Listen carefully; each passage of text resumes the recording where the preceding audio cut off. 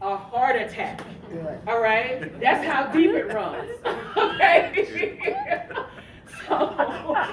so I grew up around all of this upward mobility.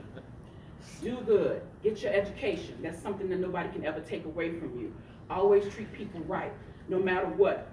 If somebody's doing wrong, you don't participate in that wrong. The house rules were established. There were expectations that were made. So therefore, we had a mission. You don't leave this house doing nothing in the street that's gonna make us look bad and make us ashamed.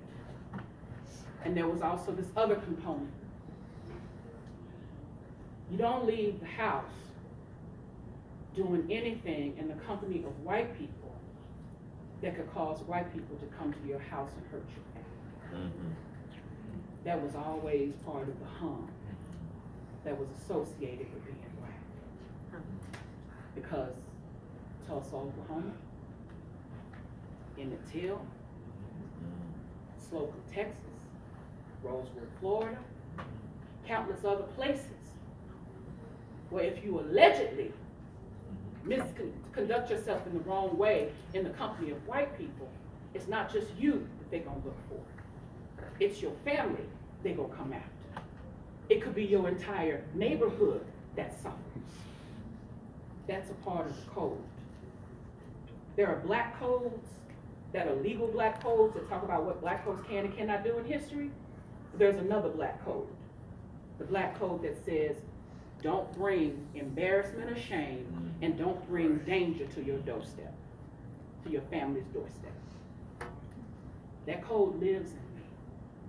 Sometimes I have to suppress that, right? Because we're in a different time. But some of that seeps out to my child. Because not everything in the past that was bad stayed in the past. Some of it is being visited upon us right now. Anybody know what a slop jar is? Yes. A what? I'm about to go there. Slop jar. I ain't gonna cuss, but I'm about to. Anybody know what slop jar is? Okay, let me tell you what it is, since nobody want to say what it is. My dad's mom, Grandma Aggie, she did not want them to fix her house up. She had these kids and everybody was working and they could have put their money together and built her a nice house. She said no. When you walked up to the house, it was tilted, wood, tilted. You had to watch your step when you step up on this kind of cinder block thing to get into the house. She had electricity in there. She didn't have a toilet in there. So when I was in my early teens, we just happened to stop by Grandma Aggie's house one day because we was out in the country. And when we stopped by, her slop jar was full. So I watched my mother empty my grandmother's slop jar.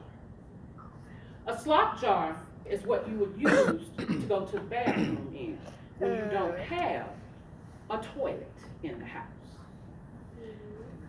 It's either that or it's a hole in the backyard. Yeah, I know, right? That's how I feel too. And so that's how people live, not just black folk, all right? That's how people lived at certain times in history. My grandmother, she didn't want, don't worry about all that, right? So when we think about the slop jar and having to empty it and all this other kind of stuff that's going on, right? And then we think about what we've seen in the news media lately, right? Okay.